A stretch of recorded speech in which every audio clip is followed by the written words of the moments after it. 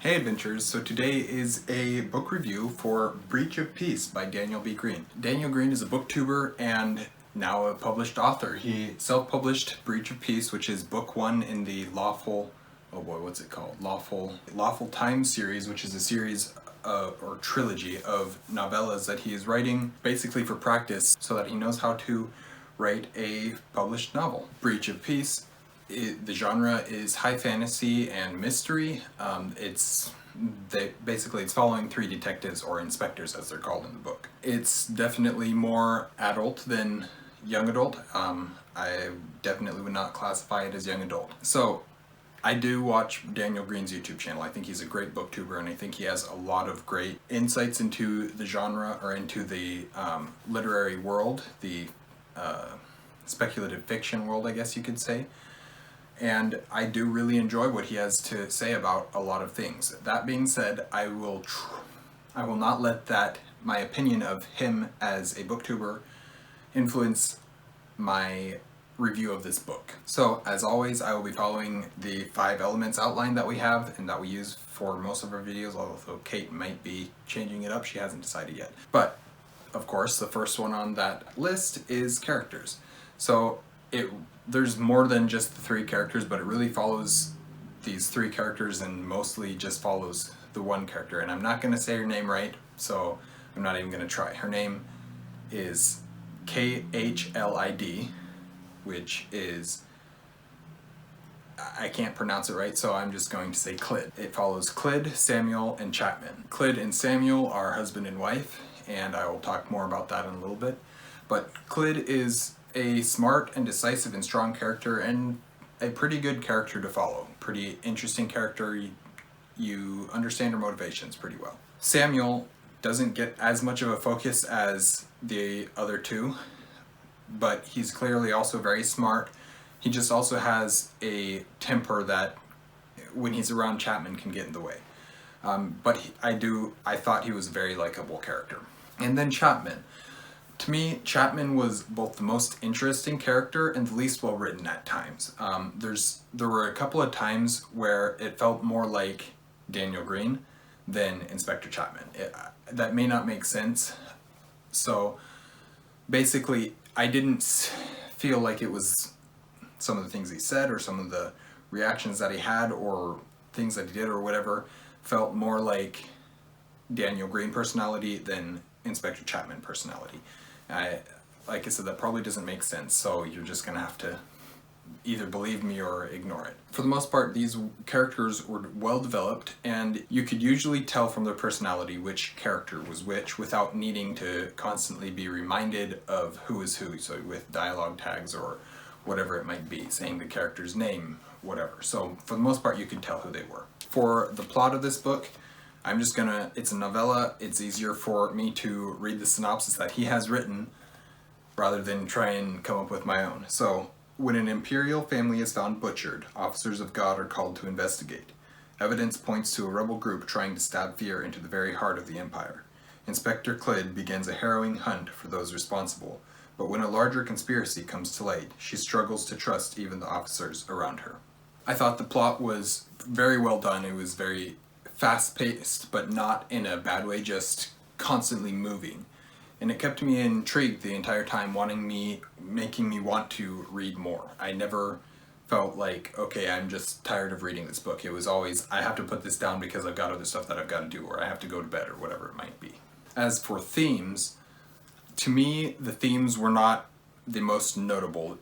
I think there have been people who have been classifying this as grimdark fantasy, and I haven't read enough grimdark to know if I would classify it as that or not, but there were some, I would say it was a little bit lacking in the theming area, or in the one-word themes, I guess, where you can sum up something that was trying to be told in one word. There were a couple of them. I caught love, I caught respect, I caught obedience, and then I think the biggest one that I caught was the questioning of what is the right thing to do in some cases where the lawful thing seems like the wrong thing. So it kind of goes into the character's humanity, and that's very interesting, and I thought that was done well. Overall, though, I didn't think the theming was amazing. It was fine. It was there, but it wasn't super strong. Onto the world slash setting. I thought it was a very enjoyable world. It's kind of an industrial revolution feel. It's very gritty, kind of dark, but not too much. More of just, anytime you think of the Industrial Revolution, there's kind of this air of griminess and just people are beaten down. There's some great things going on and some great technology being invented and scientific breakthroughs, but there's also a lot of darker side of humanity showing at that time. And Daniel brings that out really well in this book. We don't really see much else of the world other than the little bit of the city that we see, which I should know what the city's name is, but I don't. I think he said it, so I don't know what the city's name is, but we don't really see a whole lot more than the 7th Precinct and a couple other places in the city. The way that the city works and the culture of the city was really well defined and really obvious, and I think Daniel did a great job creating that sense of atmosphere for the city and how it works, how the government of the city works, all this type of stuff, how the government of the world even works to some extent. I thought that he did a great job with that. But like I mentioned, we didn't really see a whole lot. And I understand this is a novella. It's 27 pages, but it might be 110. It's not very long. There's not a whole lot of page count to try and build the world. So it's understandable that he didn't do that. And I'm actually glad that he didn't. That being said, it wasn't there. At least it was not showed or told. It was there in the background, not mentioned, but you knew it had to have been there because of how everything else worked.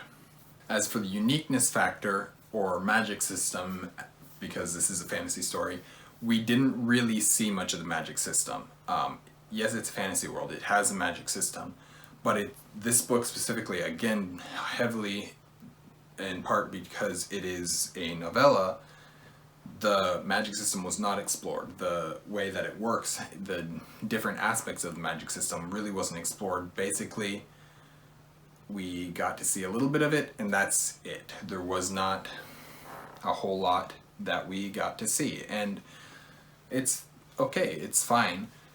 But I mean, I know Daniel has made videos about his magic systems in his world, and so I know a little bit about the magic systems, but they weren't shown in the book, so I can't say that I can't reflect what I know as somebody who has seen these videos and read the book.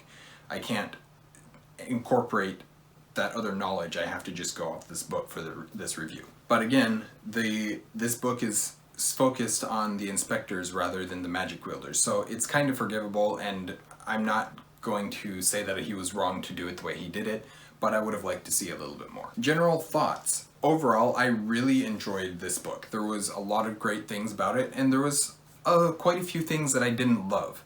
I guess I should mention this right here. There's some trigger warnings that I should say if you're thinking about reading this book.